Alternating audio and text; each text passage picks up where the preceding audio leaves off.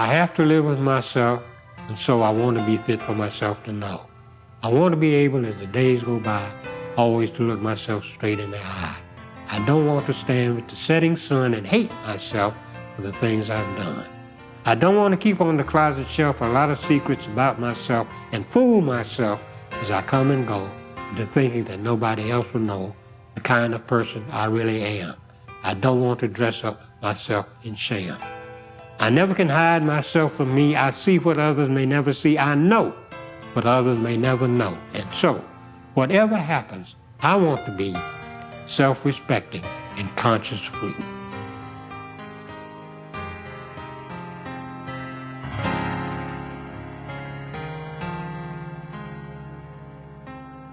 Palmer Memorial Institute was founded in 1902 by Dr. Charlotte Hawkins Brown in Sedalia, North Carolina.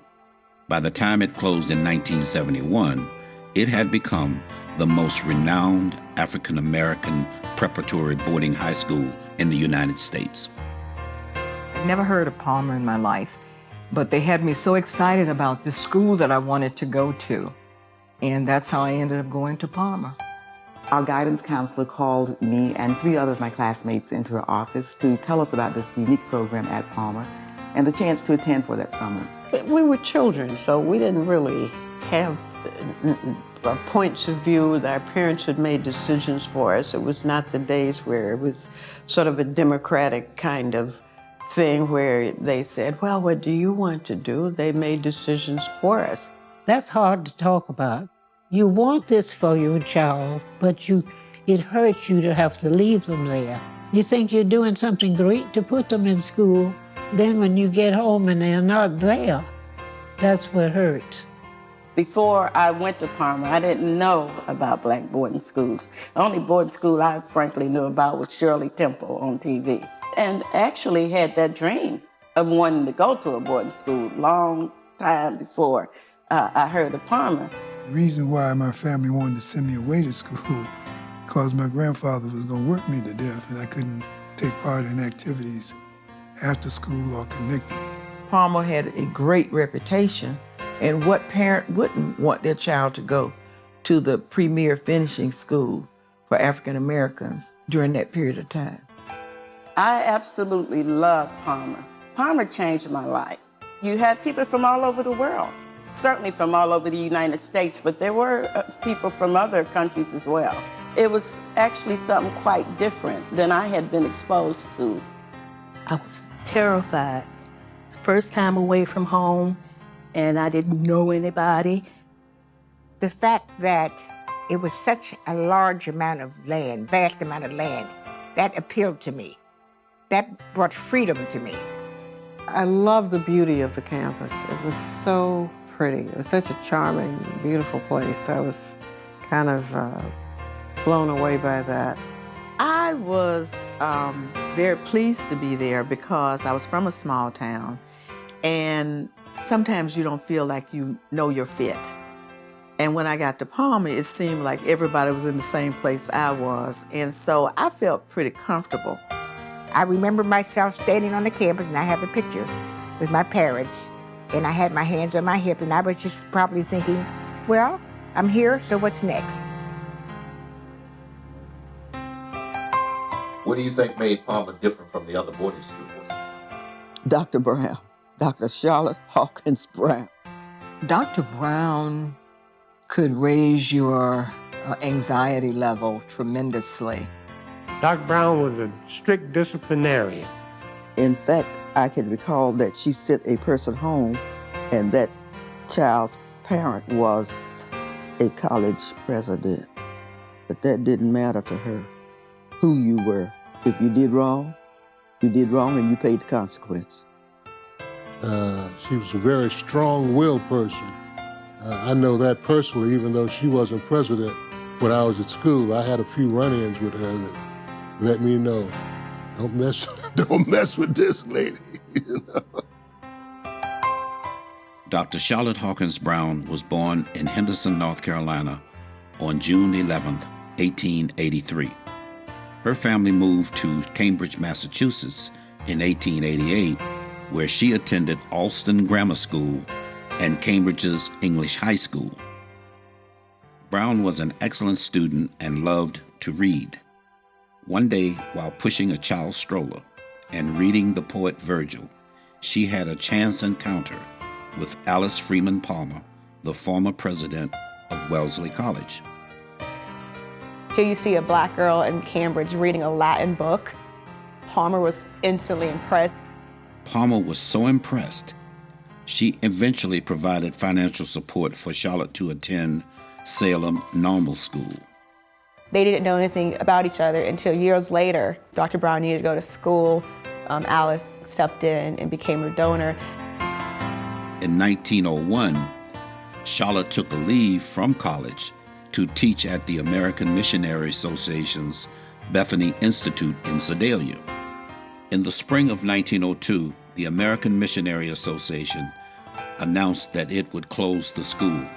With the help of Alice Freeman Palmer, Dr. Brown returned to Boston and was able to raise the funds necessary to keep Bethany open for the fall of 1902. Dr. Brown eventually renamed the school the Alice Freeman Palmer Institute after her benefactor.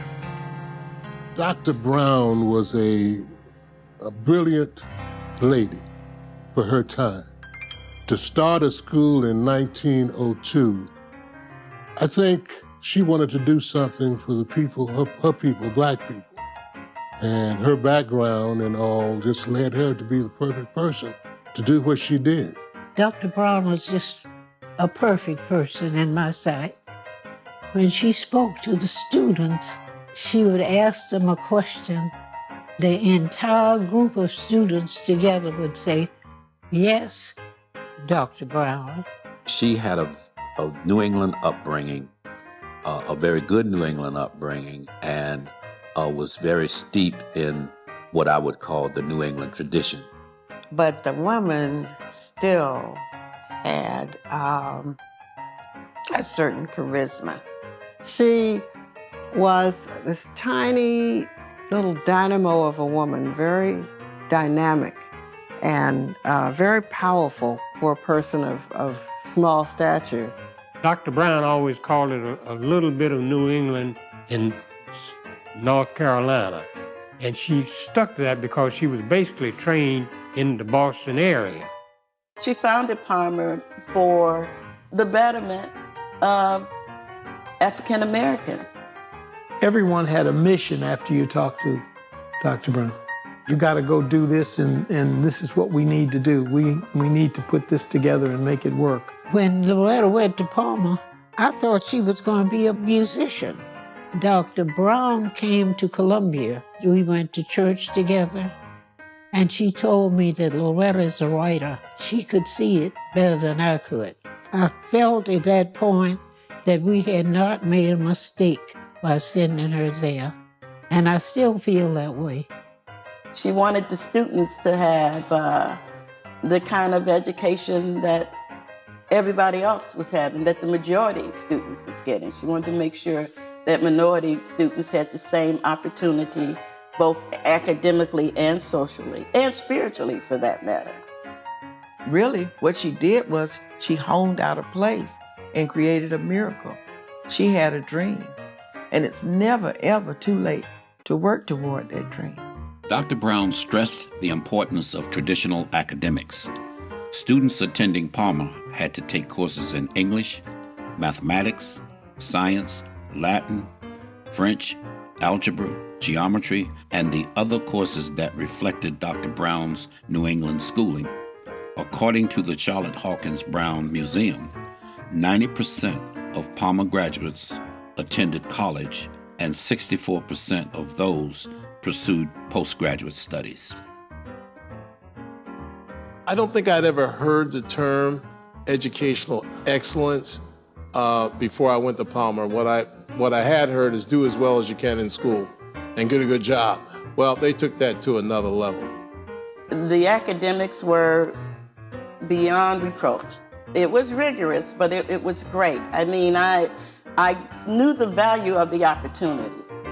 It was the faculty and the Lord, the good Lord, It was very rigorous. It was wonderful, though.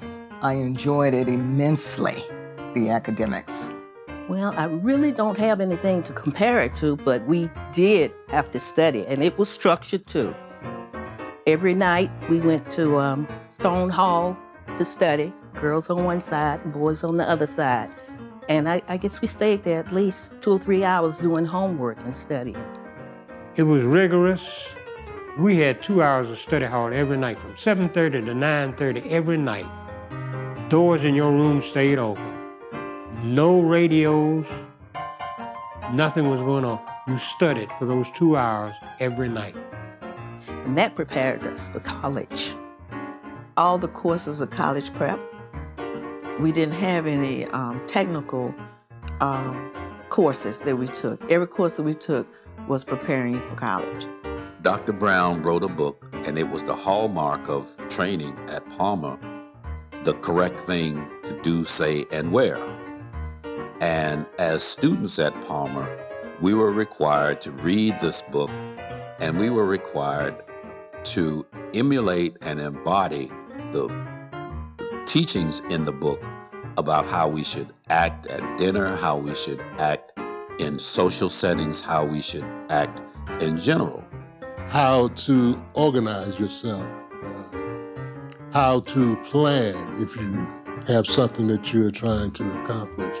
Behavioral kinds of things, so that you did know how to, to use your napkin and how to be gracious to people and how to write that thank you note and remember to do that.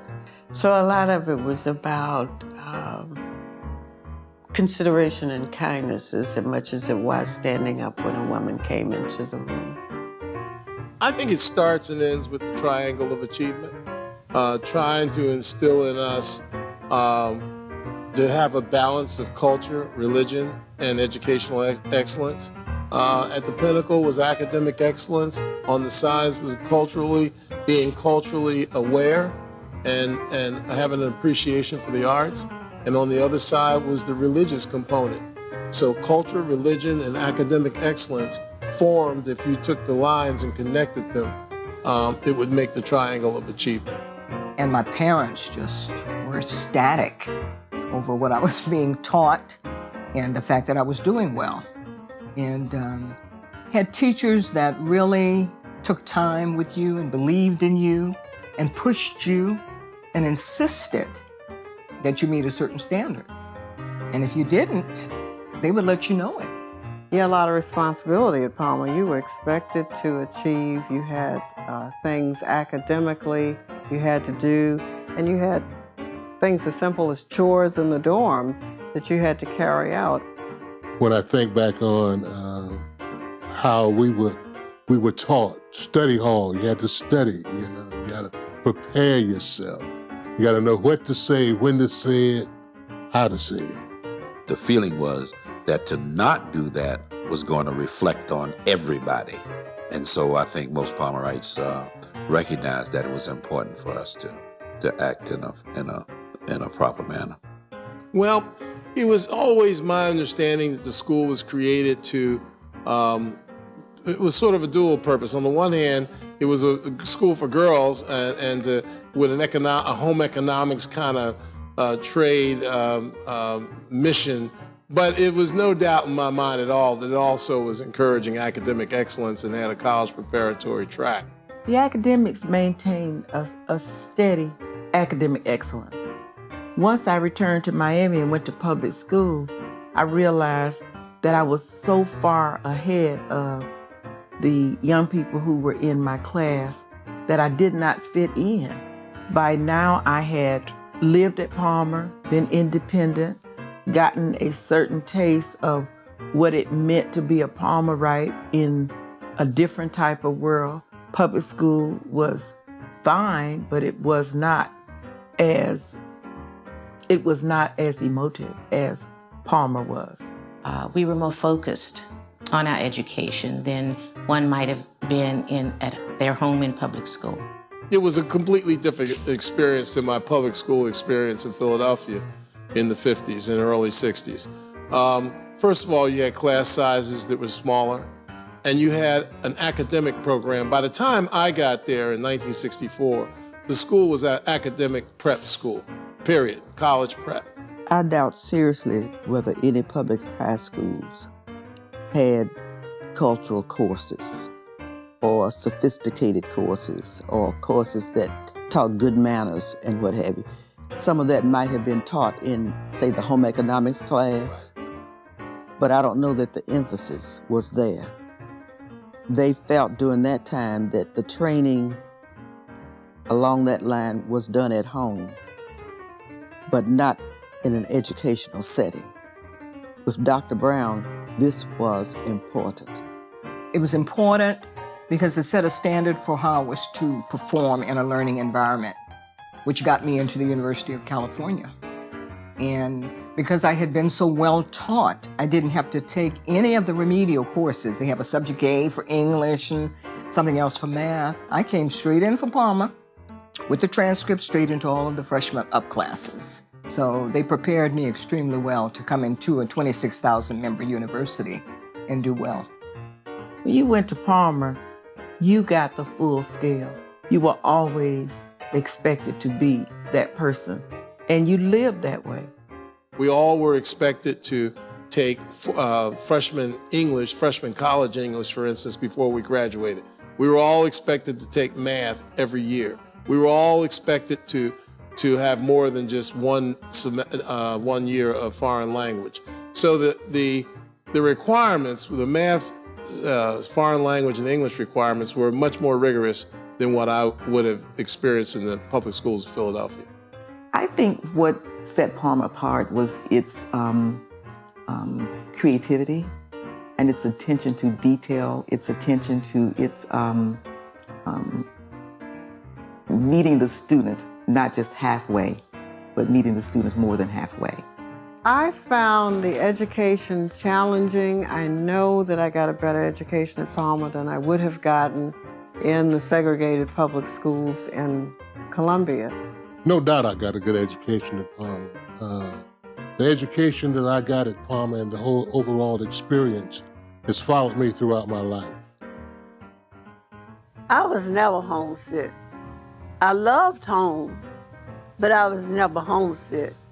I wouldn't take anything in the world for the time that I spent here at Palmer. Palmer, we were just busy living, you know, the art of living, really, more than anything else. If you talk about the art of living and the art of learning, when you have that holistic approach, you're taking in all of those things that would be very important for a young person to be very successful. I think she was certainly very much ahead of her time. Merely come in and sit down beside him, as any human being would do. You cause no violence. You have no angry words. You're friendly, and it sort of helps to project the idea that here sits beside me another human being. They come in and they sit down, and we're not used to them sitting down beside us because I wasn't raised with them. I never have lived with them, and I'm not going to start now.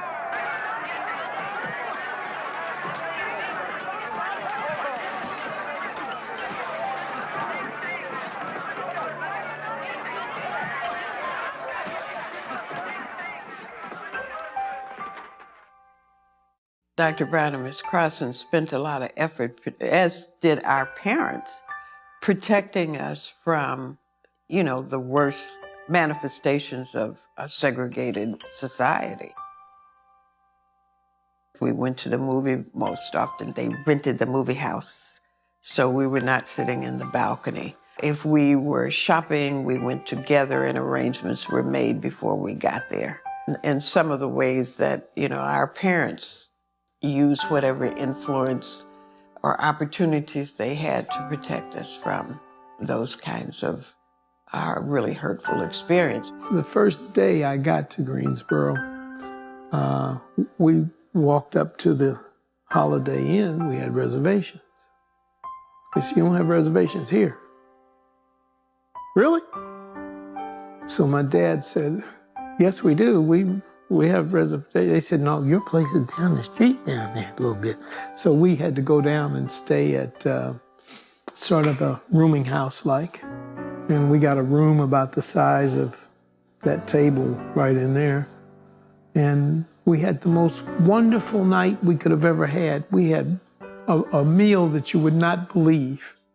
We had Klan chapters within 5 miles down the road from the school back in those days. Clearly, I mean, we're talking the late 60s, so there were things happening all around us.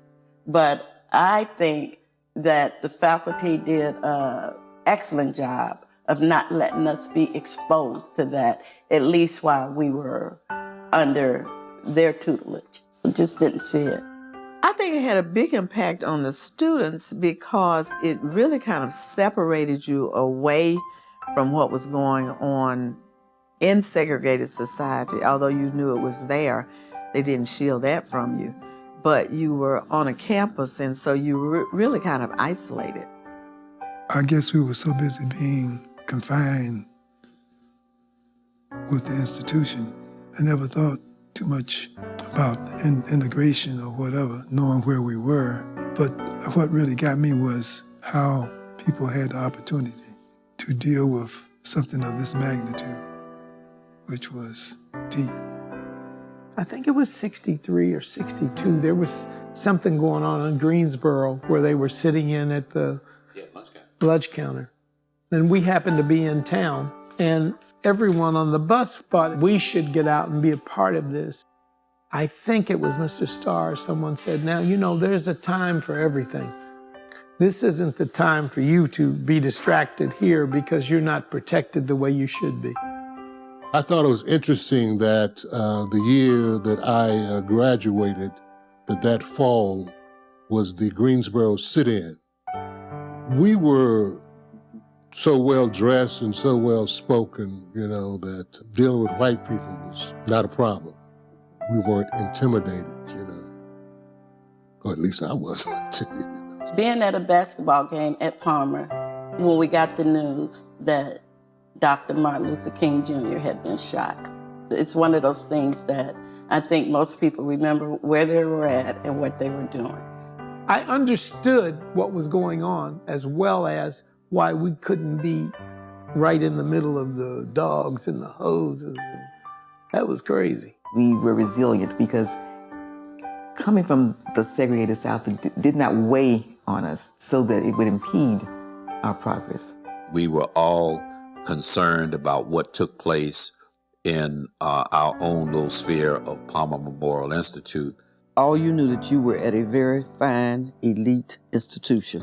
So you weren't thinking about segregation as such. It was just the norm. And you went right along with it and were very proud of being there. You understood that this was a temporary thing. Now I know you say, how would you know that? Well, things are changing. Economics changes everything. I was in a segregated environment, but segregation was never in me. I mean, there were a lot of folks who weren't ready for integration. But I would suffice it to say that those of us who graduated from Palmer were ready to be integrated. I just kept hearing my grandmother's quote when she used to always say, "This too shall pass." But when I went back to Columbia, it was business as usual. It was, if you're going downtown, get on the bus and sit in the back. That's how it was. People used to laugh about the dances that we had because Dr. Brown declared you could not dance very close. And we would tease because she had a ruler. And sometimes she would say, back up just a little bit because you weren't going to dance too close. We were chaperoned actually at our dances, and anything that would approach being a little too intimate or being too close, you got corrected. Unfortunately, sometimes on the spot. You know, we were all young people, and like young people, the young men were interested in the girls were interested in the boys. We had a football game there on campus, and I was standing there and I was talking, cutting up, and I had my hand on this young lady's shoulder. He came over and put an arm around my waist. And Dr. Wilhelmina Crossan tapped me on my shoulder. Said, "You're new here, aren't you?" I said, "Yes, ma'am, I just came in." She said, "We do not touch our ladies. We admire them from afar." I said, "Yes, ma'am." And then on this shoulder, Dr. Brown. "Young man, you're new here." "Yes, ma'am." "We do not touch our ladies here. We admire them from afar." Young man, we don't do that here on this campus, and she apparently threatened to expel him if he ever did that again. She said, "You see that highway out there?" "Yes, ma'am." "Greyhound goes both ways every day. Are your bags still back?" I said, "Yes, ma'am, but I understand. I go back what we're supposed to do in the correct way," or something. I said. All right, so we want to talk a little bit now about why Palmer closed. Well, there was two main reasons why the school closed: finance and fire. Obviously, Dr. Brown and Ms. Crossan, they were great fundraisers. So when they were spending money, they would bring it in equally. I mean, it had its ups and downs, but it was a school and it was business. And then when Harold Bragg came in as a third president, he was an outsider. He didn't grow up in the Palmer Memorial Institute field. He also wasn't sure what to do in a sense. And so he was just spending money. He wasn't bringing any money in. He relaxed some of the rules. And so the school was suffering financially. And then when the fourth president came in, Charles Bunridge, he was an insider. He was the PE coach. He was a history teacher. He worked in administration.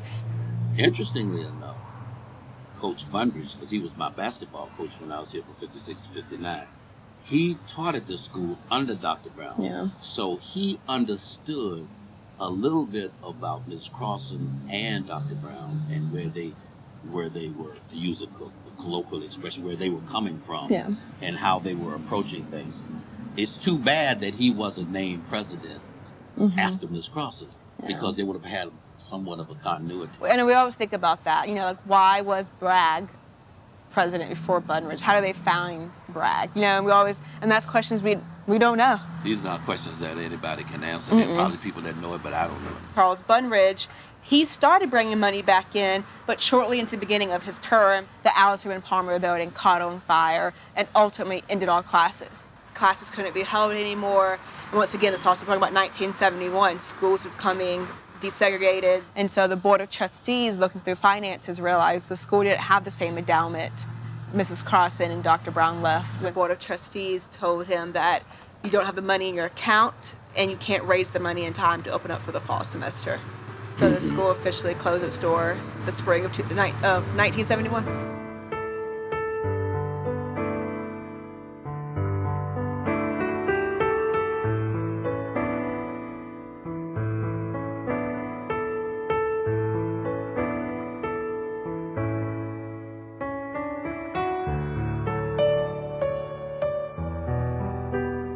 I want them to know that a black woman, young in her own professional development, traveled over 1,000 miles to a place that she knew very little about, Sedalia, North Carolina, and put together a center of excellence that turned out and transformed a lot of African American lives. The efforts of a single woman, and then the sphere of help that she was able to surround herself with, it shows you what one person can do.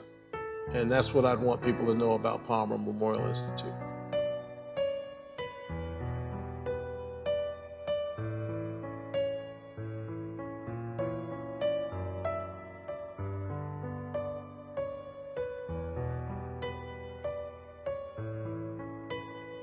Palmer is now a historic site, and I'm sure that Mickey was responsible for making the steps necessary to get that designation.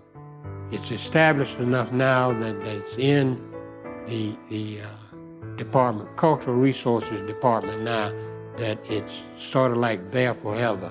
They can't ignore it anymore, whatever happens. And as long as the foundation operates, that's the way it's going to be.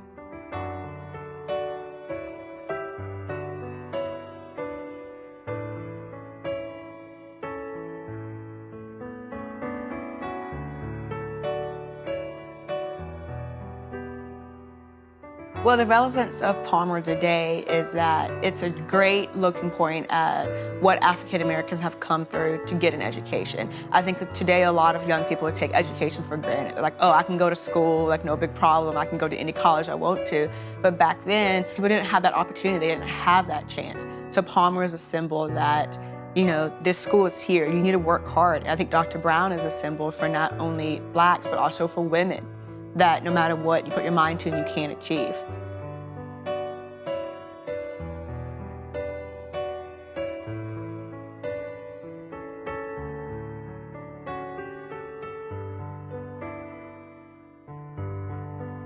That I'm very thankful that I was able to attend that school, because I think about it even today a lot. And I used to go down on the campus. I've taken my children down there. I've taken my grandchildren down there. When I went back to visit, and I was there with a niece who was enrolled at North Carolina Central, and my 94-year-old, well, 92-year-old, I guess at the time, mother. And so it was like 3 generations of us there looking within the museum walls, walking the campus, and just thinking about all the time that had passed since then, and also thinking about the people who made that experience for me that summer in the 60s possible, and then thinking about the people who made Palmer Memorial Institute possible in the first place. And so a mixture of feelings, and very thankful that I'd been able to have that experience.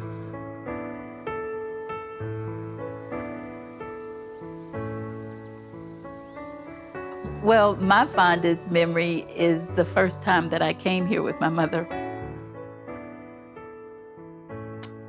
And she just got so excited showing us the campus. It was me and my niece. And it was like a look into her childhood that I had never had before.